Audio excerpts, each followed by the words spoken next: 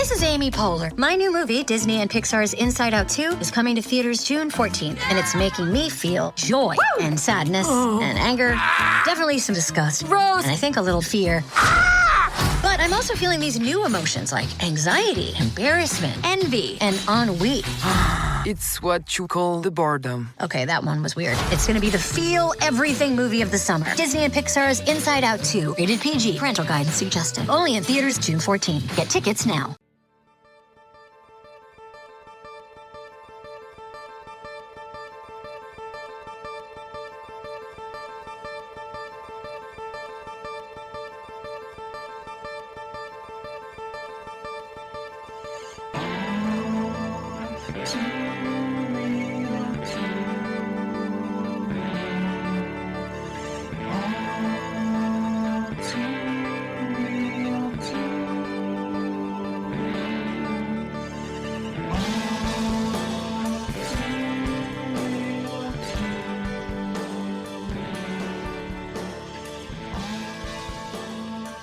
Okay, everybody, welcome to the latest episode of All Too Real 2. My name is Michael E. Cullen II, and with me, as always, is... Sesame, Samurai, and Karda.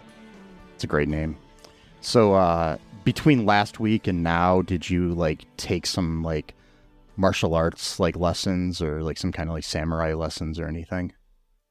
I did, and for some reason, though, I've hardly told anyone the details about that, but yet somehow that's supposed to be part of my identity, and people are just supposed to roll with it, even though there's 1% of my week has even been telling people how I went to Japan, who I learned from. Do you speak fluent Japanese now too?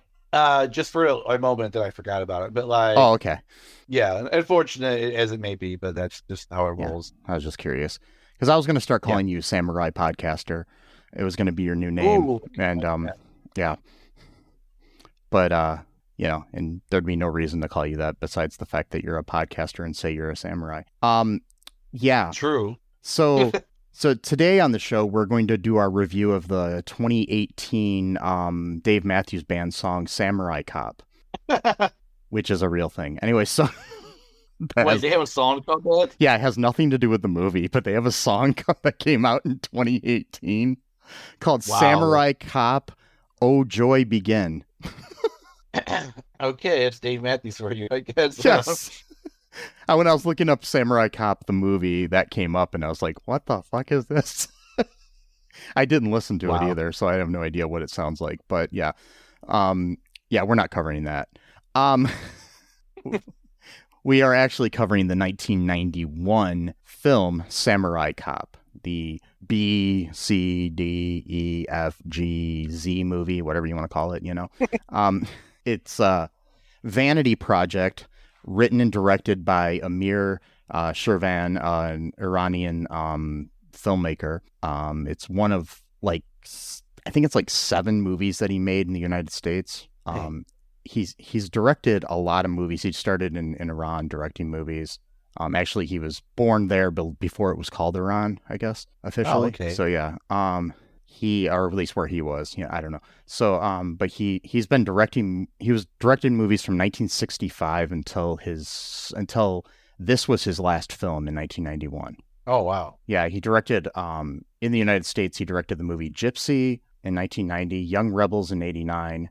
Killing American Style in 1988, Hollywood Cop in 1987, wow, Ignorance Days in 1979, I think, and among other movies that he's directed in his life. So yeah, but yeah, he sadly passed away in the early 2000s. So yeah, but yeah, this was basically his vanity project, basically by means that this is something he really wanted to make, that.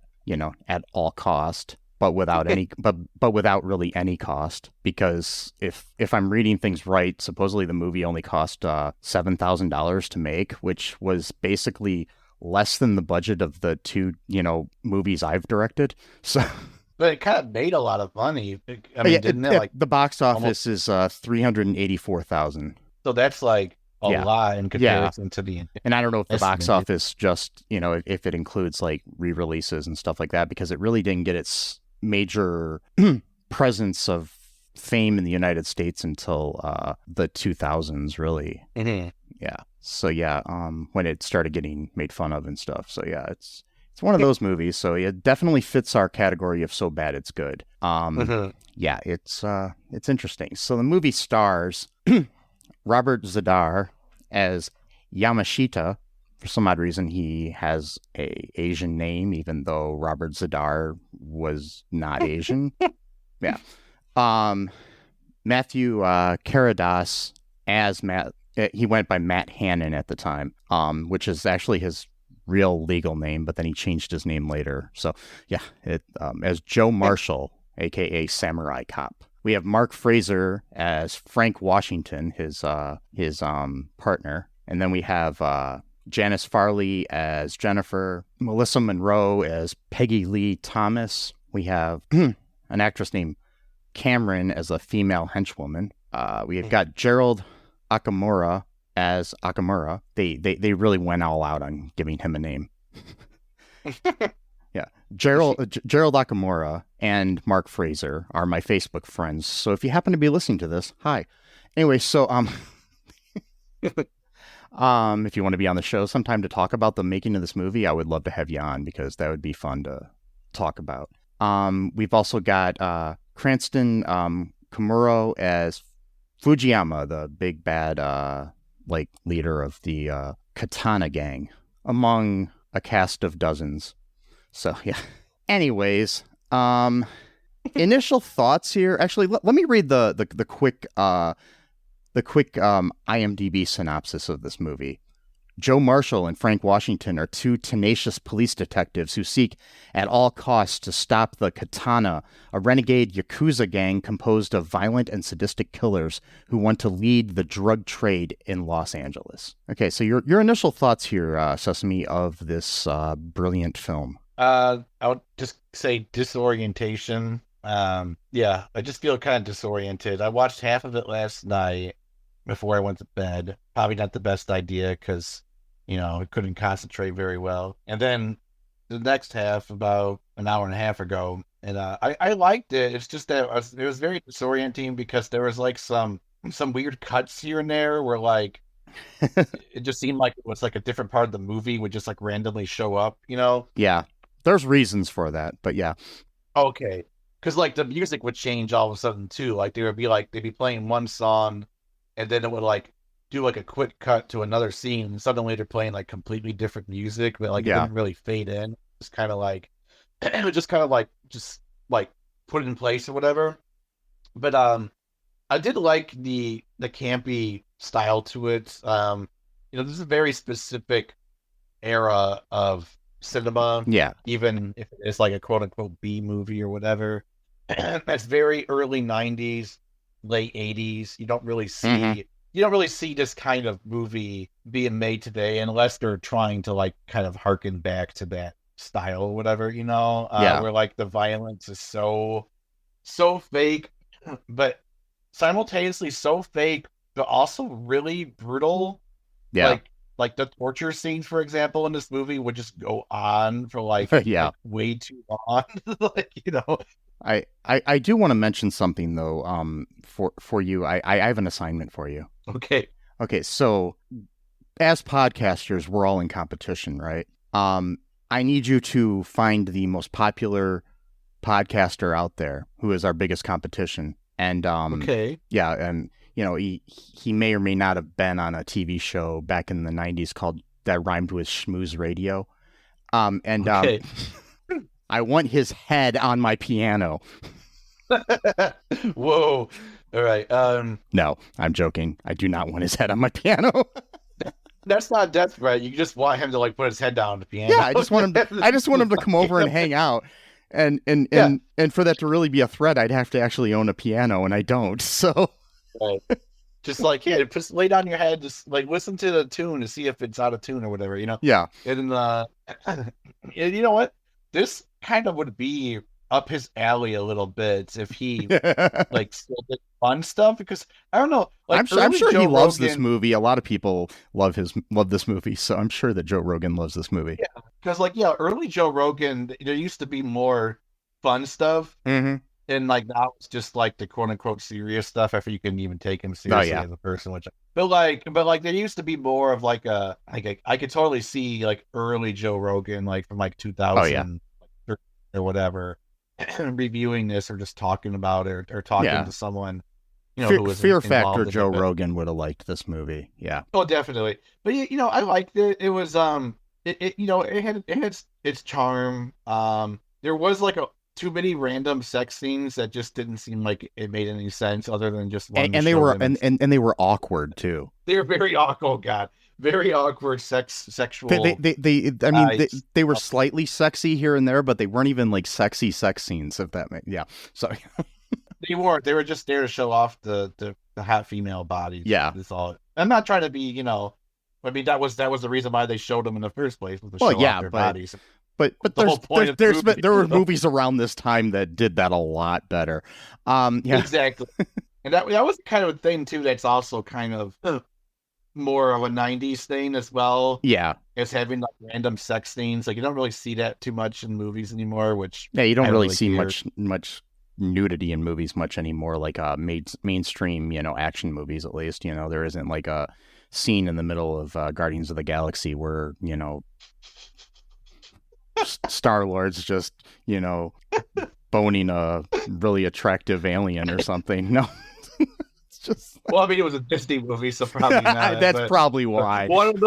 Because now the people say that Disney's gone woke and they're getting too adult themed because of who they bought Hulu or something like that. Well, they've owned Hulu. They've owned part of Hulu since the beginning of Hulu.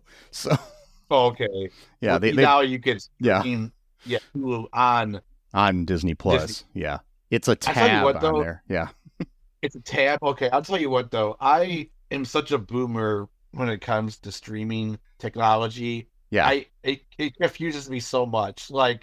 So it's like if I were to go on the Hulu tab, like through Disney, that mean I have to create an entirely new paid account? Or no, it's connected to whatever account you have on there. But the thing is, you can't have like I don't know. You might be able to have. You probably would. It'd probably be under your separate account on there. Like if you and somebody else had an account on there, it might save your progress on a show there. I watch everything through Disney Plus now because I just don't need to open up the Hulu app anymore if I watch anything on Hulu. But anyways, also they're supposed to be putting together a bundle that'll include HBO. Or I mean, not HBO Max, but will include Max. They're not being owned by the same people or anything, but Max. I mean, but like Warner Brothers Discovery that owns Max and Disney are going to create a bundle that you can get all three of them for a cheaper deal. So that's interesting. Yeah, for me, that stuff just confused the hell out of me. And I'm the exact opposite, where I'm like a tactile learner and like kind of like out of sight, out of mind for me. So it's like I want every individual app there just so I can click on it. And if I want to get rid of it, like for me, having Hulu on Disney Plus, and then if I want to then go on the Hulu tab, then there's a sub tab for HBO Max. Then if I click on HBO Max, that could then take me to Amazon Prime. Like that just confuses me. I'd rather just like go on each app, and take 2 extra seconds. I think what it is they're not going to be all in the same app. It's just basically you're going to be able to bundle them together. I mean, Hulu will still be on you as a tab on Disney, but you will have the option to have Max as well as part of your bundle. Because they've had a Hulu Disney bundle for years anyways. So okay. Yeah, because I've had that, and then I also get ESPN Plus, which I never watch a single thing on because I don't watch sports, but it's cheaper to have that than to buy Hulu and Disney individual. So right, that makes sense. Much like a bundle, there's lots of bundling in this movie. Not really. There basically is. There, it's a lot of bundling of bad movie tropes all into one movie. And so what goes on in this lovely film? All right, so I'm trying to remember chronologically what happened. So this Joe Marshall guy, he's a cop from like a different... He's from San Diego. Yeah. Yeah, he's from San Diego, California, and then he gets placed up here to take down, like, again, like this Yakuza gang or whatever. Yeah. there's kind of like some interesting scenes. Like, so basically, there's a guy who's like kind of like a higher up in the Yakuza, but he's not like the top boss or whatever.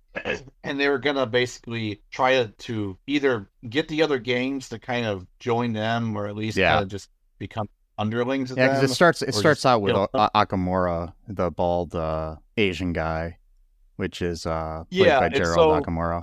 Yeah, so he didn't want to go through with this because he was like, why are we killing, why can't we just sort of like all get along type of thing? And then, the boss was like, no, just go and give them their offer, and then if they refuse, just kill them. So then that was like a Chinese gang, I think, that they were offering like their protection or just whatever. Basically, it's kind of like a deal where they'll probably get like half of what they would normally get. So it's kind of like a humiliating deal. Yeah, I mean, most of the ways that gangs work is like, you pay for protection, and protection is from them. It's not like they're going to protect you from anybody else hurting you. They're just like, we won't kill you if you give us, X amount of money a month or whatever. Yeah. It's like a protection racket. And then, so, predictably a Chinese gang says no. So then they get into a huge firefight. Everyone gets killed from the other gang, or most of them get killed. And then, I mean, it's just about as good as the fights in Havoc. Yes. Yes. Havoc from 2005. Yes. Anne Hathaway. Yeah, those fights were ridiculous. And so, this Joe Marshall guy and his partner are gonna do like a big drug bust, like a bunch of cocaine or whatever. They don't really have a great track record because like their chief is always telling them like, bring me someone alive so that we can question them. Yeah. Everyone gets killed. That was actually kind of a funny trope that just kept happening. I thought. And it did play up the whole stereotype of the, the angry boss sort of thing in the cops, like you have the angry boss in like Lethal Weapon and stuff, and this movie was obviously inspired by Lethal Weapon. I'm just saying, with the fact that you've got like a wild white guy with long hair and a black cop, wearing a suit that changes colors randomly throughout the movie. But anyways, that's another story. Yeah, I know. It was hilarious, because he was like, "You motherfucker, cocksucker," but then he smiles after he says it, shit like that. He was just totally playing up the trope, like, of the angry chief or whatever. So, I'm surprised at one point he didn't like pull out like some antacids and put it in his water, or whatever type of shit. Like, oh man, this is rivaling up my acid reflux or whatever, type of thing. And so this was hilarious. So they end up shooting the driver of the van because they already went through the deal, and now they're driving off. So there's a police chase going on, and then they end up shooting the driver, and the driver ends up crashing into a boulder or something. And then the one guy runs out. He's like completely engulfed in flames, like just screaming. And it's funny because he screams really weird, but even when his mouth's not moving. But but also when he was driving the van and we saw close-ups of him, he was like a middle-aged guy with a mustache and grayish hair. And when he was on fire, he seemed to be about 10 or 20 years younger and have dark hair and no mustache. Well, you see, that's what happens with flames. See, fire actually makes you younger. Yeah. So that's going to be a new longevity trend on TikTok, is setting yourself on fire to like de-age yourself by about 5-10 years, depending on how long you could endure the pain of the flames. No, don't do that. Do not try that at home. I hate to even say that these days, where you would have to actually tell someone, don't set yourself on fire. Warning, any advice we give on this podcast, don't take. Right, because we are an advice podcast. I forgot about that.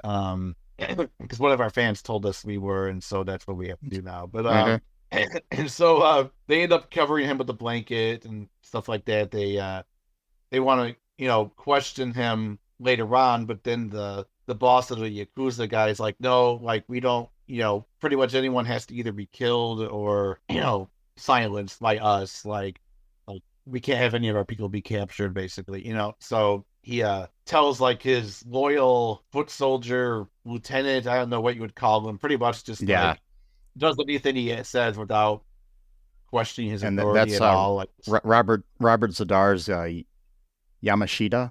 Was that who you're talking about? He's like his second in command, I guess, or something. But he never. I was kind of hoping a little bit for like a heel turn at some point where he was like disagreeing with some of the boss's decisions and like arguing. But no, it was just the whole movie. He was just his faithful servant. I was like, okay, it kind of, I don't know. And this was kind of the start of Robert Zadar doing a lot of movies just for the money, I think, too. So it was kind of. Oh, I see. Yeah. But yeah, I think you had to be talked into doing this movie too. So yeah. Oh, really? So this Joe Marshall guy, he really just loved to show off his body for no apparent reason because he's got muscles and shit. And the sex things, it's like there's like this whole thing too where it's like apparently every woman just wants to have sex with him. Yeah. And like the nurse is like, because when they were going to visit the burn victim, but he couldn't talk yet because his lips were still like really severely burned. And she's like, hey, do you want to fuck me? And it's like, and he's like, yes, I do. Or like, the weirdest dialogue ever. And then she grabs his junk, and it's all like then she like sexually humiliates him right there in front of Frank, who is like his partner, and he's like, and Frank has this like awesome like look on his face like this, ooh, like what the hell's going on? I know, he's like oh, are you circumcised? And he's like, yeah, yes I am. And he's like, oh well, it looks like the doctor cut off a lot of it, or yeah, that's what she was saying. It's just like he's saying he's got a small penis or whatever. Yeah. And then and he's like, oh, whatever. And it's just like he's screwing like this female cop that's like one of his partners, I guess. And there's like that's the whole thing. And at one point, even she was like saying to some other guy that was on the force, because like their job was like to basically just be like on the lookout for something. And then she's like, oh, I guess we're the only ones that don't have anything to do. And she's like, I guess we should just fuck.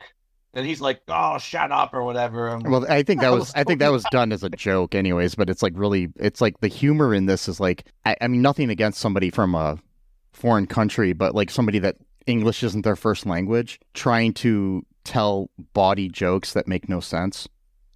If you know what I mean.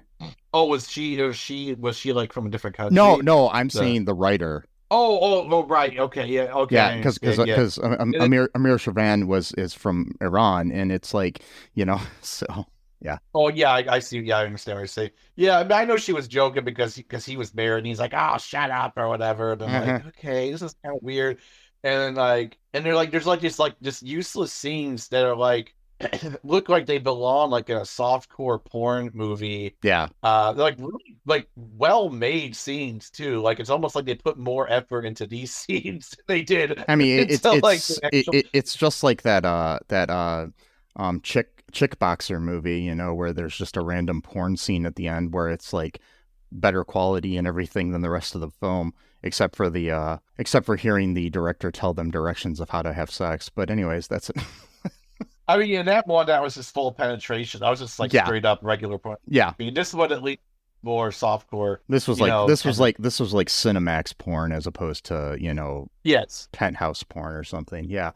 It's more artistic. Yeah. It was more for the art value of just these awkward sex scenes that were like at one point. I know I'm skipping ahead around, but like we don't have to. I'm hoping everybody that's listening to this actually watched the movie, so we don't have to necessarily break down every scene of this movie. So you don't have to we can just talk about it. Like we don't have to go through the logical order of things, because I could not do that anyway, because I don't remember all everything. Yeah, me either. Order. But there was one scene where what's the guy's name, the henchman of the top boss? The Robert Zadar's character, Yatashi, or is it Yamashita? Yamashita. There's a sex scene where he's fooling around with the hench woman. Yeah, it was like a red-haired woman. And like the way they were kissing was just like, oh, like it was really like, awkward. It was like I could not. It just felt like we're just doing this because we're being told to do this in this movie. There was like no passion behind it at all. It was just really weird. Yeah. It just, thankfully, it was broken up by a phone call within the movie itself. Yeah. I'm like, oh my God, yeah, thank God. And then it's like the top boss. I forgot I keep calling him the top boss. I'm not sure what it is. The main boss, his character's name is Fujiyama. It's Fujiyama is the full character's name. So wait, his name was Fujiyama. Yeah. Okay, well that's I mean, sometimes you have a name that's similar to the first name, similar to the last name. Yeah. He's got a funny thing about Fujiyama, Cranston Komuro had never acted before this, and I don't think he's ever really acted since, except for in the sequel. He was like just found out in public somewhere by the director, and he says, you have to be this character, and he didn't want to do it, and he especially didn't want to do it if his character's name was Fujiyama. God, he said, but he ended up doing it. He totally didn't want to do the movie, so but he was convinced somehow. Those are the best actors to find to do a movie, because you don't give a shit, but like because of that, there's not like so much pressure. And like, honestly, he was one of the better actors in this movie. Not that it was hard, but I'm just saying it was. No, I'm saying that's like I remember the one you guys wanted me to do one line in Pi Day Die Day. Yeah. And I don't consider myself to be an actor. I know that you think I'm a decent actor. I don't see it, but I'm glad that you see me that I don't. But like, so like because of that, I don't really feel any pressure to like. I'm not saying like I will intentionally do a bad job. I'm just saying that like I don't feel the pressure of like, oh, I see myself as an actor, so I have to be really good at this, and so it kind of. And a lot of the people in this movie, I think, had the same kind of attitude, but like without any kind of talent. But there is Matt Hannon or Matt Karedas, who played Joe. He got so sick of this movie while they were filming that at points he was just like messing up the way he said things, hoping that he wouldn't have to do it anymore. That's hilarious. So yeah, that's awesome. Yeah. There is one point too where the police chief, like, they didn't even do like a double take, like he's like, get this Japanese like.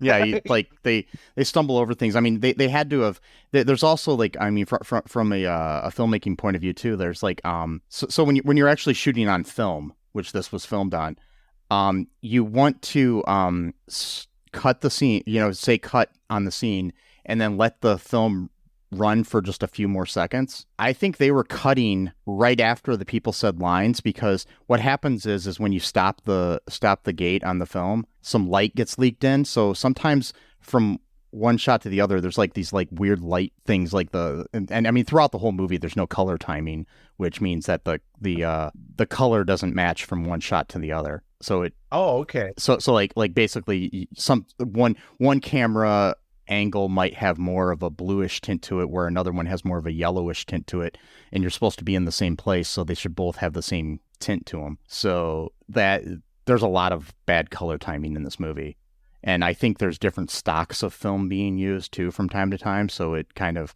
the quality of the film isn't as good in some shots from another. And I do know a lot of background from it too, that they've shot a lot of this movie months and months apart in different locations in same scenes. Like there'd be a scene that they shot literally like 40 miles away. They'd shoot one part of the scene, and then they'd shoot other parts of the scene. Like the fight scene with Okamura and Joe Marshall was shot in two different locations that look nothing alike. Wow. At two different times. And here's the big thing about this movie that is really noticeable, that the film's been shot at different times. According to trivia, lead actor Matt Hannon cut his long hair very short 7 months after filming Rap, while he was looking for more acting work. And then director and screenwriter Amir Shervan called him back for some reshoots. Shervan was furious that he had cut his hair, and immediately went out to look for a wig. Unfortunately, he was only able to find a woman's wig that looked nothing like his actual long hair, and he agreed to wear it. You can tell completely during the whole thing. And there's even a shot where in one of the fight scenes where the wig is actually taken off of him for like a few seconds on screen, revealing his short hair. So yeah, But that's the thing. It's like he would tell people that they were done shooting, and then he would start to edit and realize that it's not done. But then he would wait several months and then try to get the people back together, and people were starting to refuse to work on it with him at times. And well, yeah, it's like you're saying the job's done. I mean, it's like yeah, and I don't think he was offering to pay them more. And the way he got the way he got the leads back was he was saying that I won't give you the footage for your acting reel. Oh wow. So, because they would need the footage if they want to try to get other jobs. You want to have, footage from your previous projects to show people that you actually have the ability to act on camera and whatnot. So, yeah. Right. Yeah. So it's kind of funny that basically there's a lot of things. And another thing, while I'm on the topic here, I know we're kind of all over the place in this episode, but that's okay. This movie's kind of all over the place. They also went back to do a lot of, almost every shot in the movie was done with just one single take to conserve film.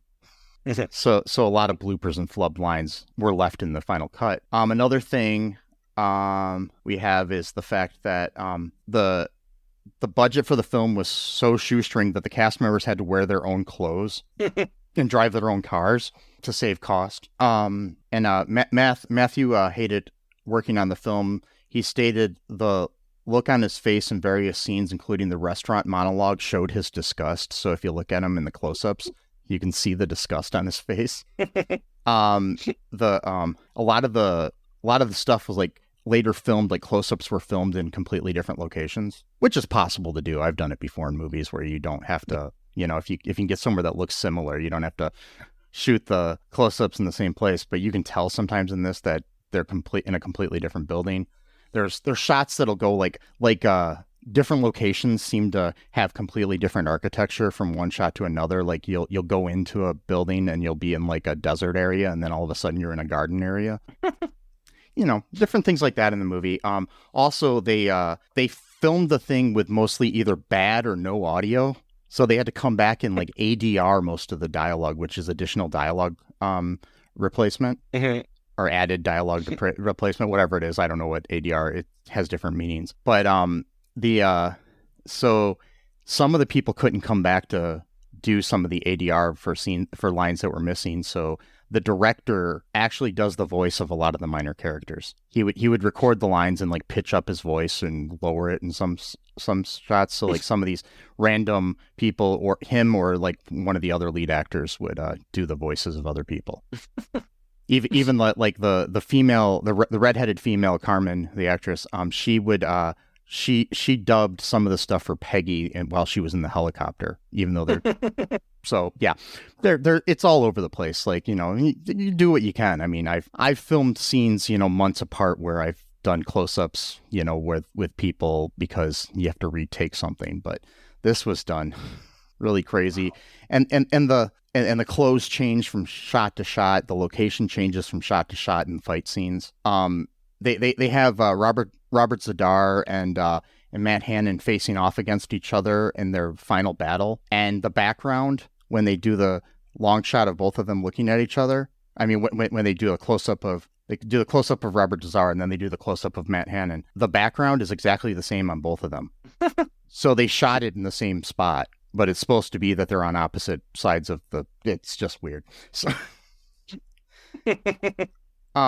yeah, there's a lot of, and they never, the director didn't know that you would have to hire a fight choreographer. So there was none hired. And, Gerald Okamura, who played Okamura in the movie, has an extensive background in martial arts. So he was basically the de facto fight choreographer for the movie. So, yeah. Yeah. Oh boy, yeah, those fight scenes too with the sound effects were just insane. Yeah, the sound effects were really bad. like oh my god, like it sounds like a machine almost. Like I love the screams though that these people make. The sound effects that the humans make are just like the best I've ever heard in a movie. Like just the groans and the and it makes me wonder if some of those were like later dubbed in by the director or something. Yeah, like. And you talk about like the language thing, like yeah, I'm not like piling on or whatever, but just like sometimes you can tell like when someone like English is not like their first language, or they got like a a decent command of it, but there's still like some like what, you know, like for example, like they kept like doing this thing where they like at first it kind of made sense where they're like, oh, he's gonna fry your ass, and but your ass is already black, so it's gonna be charcoal black. It's like, okay, you know, I've heard stuff like that. But then later on, when the guys from the Yakuza are interrogating various people in order to get the address of Samurai Cop, because apparently like nobody knows it, I guess. I don't know. And then like, and he's like, give us the information. He's like, oh, what you want? You want some information about my butt? Like, what? Like, I've never even heard that thing in my life. Like, I don't even know what that means. Like who says that? Like, I don't know what's wrong with you, Sesame. I say that all the time. Anytime He's somebody asks me a question, I'll be like, what? You want to know about my butt? You know, like... yeah, exactly. I'm like, what are you talking about? But then like later on in that same scene, actually, the guy puts a gun to his crotch. He's like, oh, you want me to get rid of your gift, your black gift? Like, meaning like he's black, so yeah, he's got a big cock.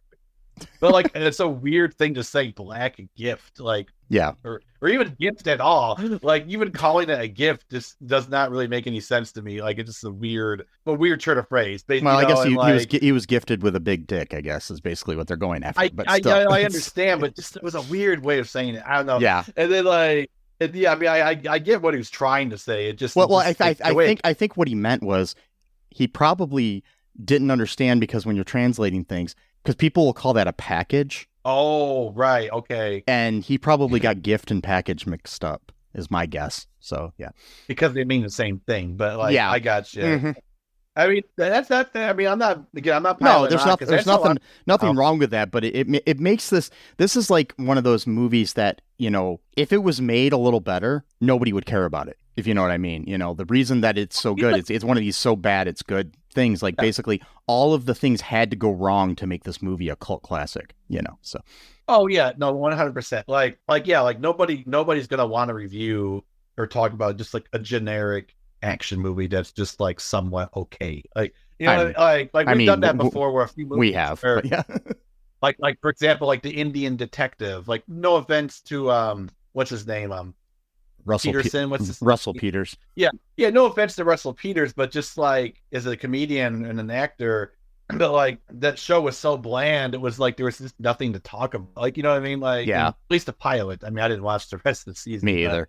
Yeah. But yeah, we've done a few of those where it was just like the movie was just like okay. Like, for example, there was that other movie was about like it was like not speed, but it had something to do with like airplanes or whatever, and like we kept making fun of the fact that like for some reason like hackers always like have to live in a dark room with like a bunch of like it was Fast and Furious. That's right, Fast and Furious. So that one was kind of like one of those movies too, where it was just like okay, like it wasn't like there wasn't really anything bad happening in it, you know what I mean? And so but this one definitely ticked all of those boxes in a good way though, in an actual, I mean, like, yeah, I can understand like hating the fact that I'm making this movie, especially if I wanted to be an actor and this is what I could get. Yeah, I would just be like, I'm sorry, I misspoke earlier. Crystal Lane Crystal Lane is the redhead. I don't know who the other one is that I've mentioned. She's a henchwoman, so I assumed it was her, but it's not. So yeah, she's just listed as a henchwoman. So yeah, she just yeah. And there's so many weird things too about this. Other weird lines, like the black gift and the information about my butt. There was a few other ones I can't remember right now, but they like it just kind of made me do a double take. Like, wait, did I hear that correctly? I got to go rewind it and see. But some of the lines that are just regular lines are delivered in such a way that just made me laugh. Like, for example, like because you were talking about like the final fight scene. So like our guy, Mr. Marshall, wins the fight in what's his name? Yakatashi? I always forget his name. Wow, now I'm forgetting his name too. I think it was Yakatashi. Maybe not. It's Yamashita. Yeah, sorry. Yamashita is like, all right, kill me because, you know, I'm a samurai and therefore you have to kill me because, you know, you preserve my honor by giving me a worthy death or whatever type of thing. And then so like Joe Marshall's about to cut his head off and kill him. And then like right as he's about to do it, his partner, I forgot his name. He's like Frank. Yeah. Joe, no, what's that? Oh, Frank is the partner. Yeah. yeah. Sorry, Frank. Frank is like he's like standing by watching this whole thing take place for like 5 straight minutes because this fight scene just went on forever. And then he's like, Joe, don't do it. You're a cop. He just said it like that, like just like no, like no emotion, no anything. And then he drops the sword and he walks away. And then he takes his knife and kills himself, because what an honorable death for serving his cause, and didn't want to go to prison or give information off of, which is weird because he was the last to die, I think, because they already killed the final boss earlier during the big boss. Yeah, I think the reason he was the final guy to die is because it was Robert Zadar. So you gotta, so he's the fighter. He was the most well-known person in this movie. So, because he had, prior to this, done Maniac Cop, and I think he had done Tango and Cash prior to this too. Yeah, he did. Yeah, because he plays like a guy in prison in Tango and Cash. Like he was on his upward, climb in film before this movie.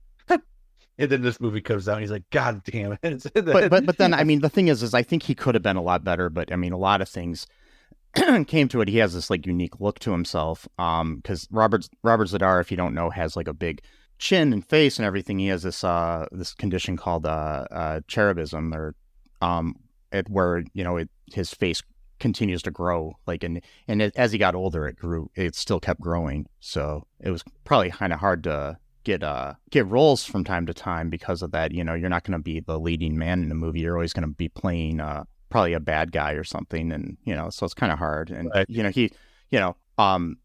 Bruce Campbell, who worked with him on Maniac Cop, said after he died, he said he always played a villain, but he was the nicest guy you ever met. So so it's like, yeah, that's sad.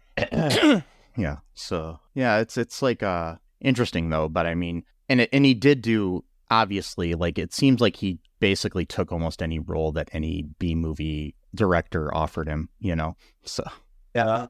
I mean, I've seen him in a lot of things. But anyway, he's still he's an icon when it comes to horror and B movies and action movies. Yeah.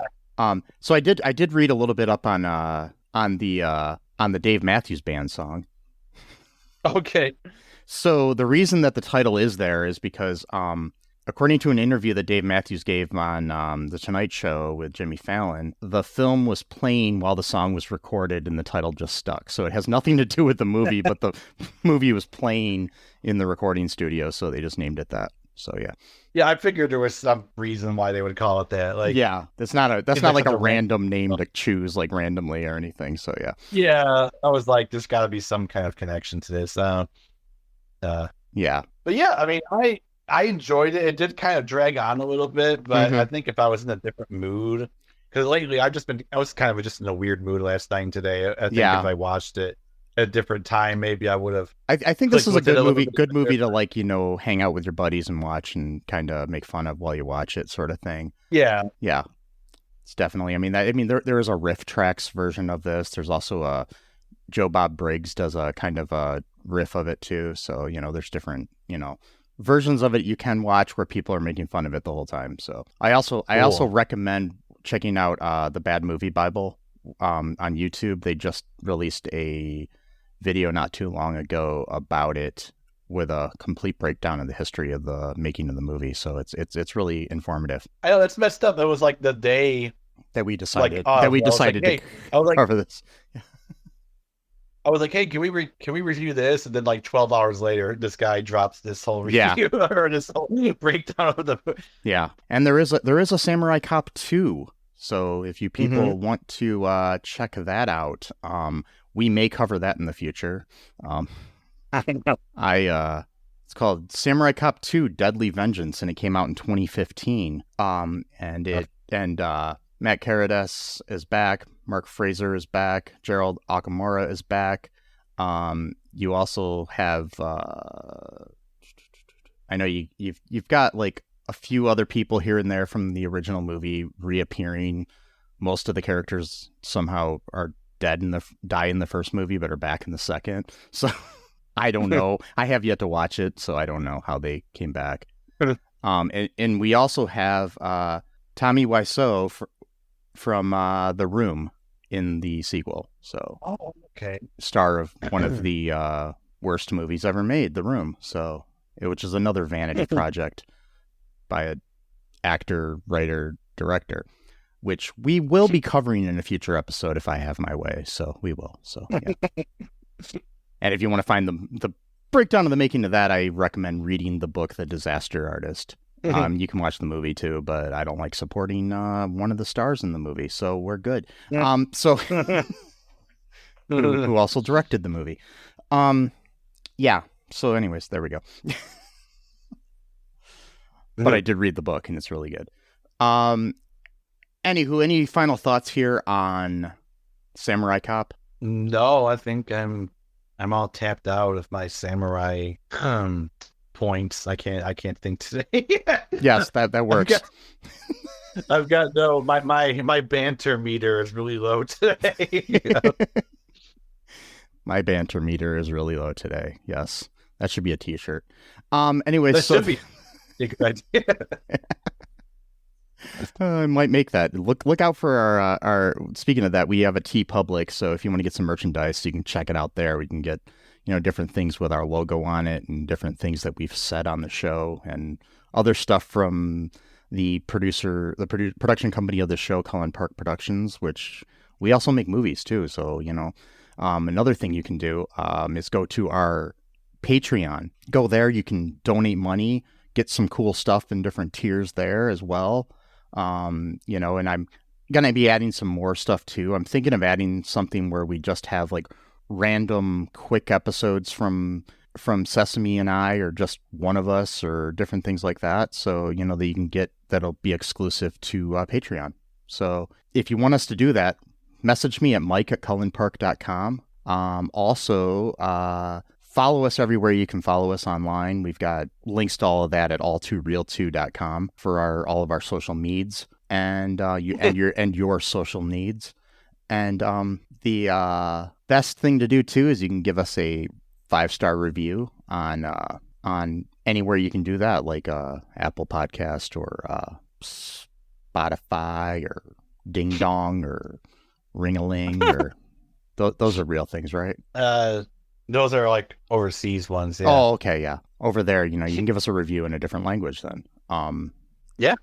Because if you don't, I might cut off the gift you have or whatever. And one other thing you can do is just tell people to listen to it. Share the show. Do that. If you're walking down the street with your samurai sword, tell people to listen to the podcast. They might take you more serious if you have a samurai sword in your hand. They will. They will. I mean, I can't guarantee you won't get arrested for walking around with a samurai sword in downtown wherever you live. But whatever. But just remember, folks, that I love you. If you really love me, I want this head on my piano. And Sesame loves you. And until next time, bye-bye. Thanks for listening to All Too Real 2 podcast, a Cullen Park production. Produced and edited by Michael E. Cullen II. Music by Mathew Hawes. Subscribe and share the show. Visit us at cullenpark.com.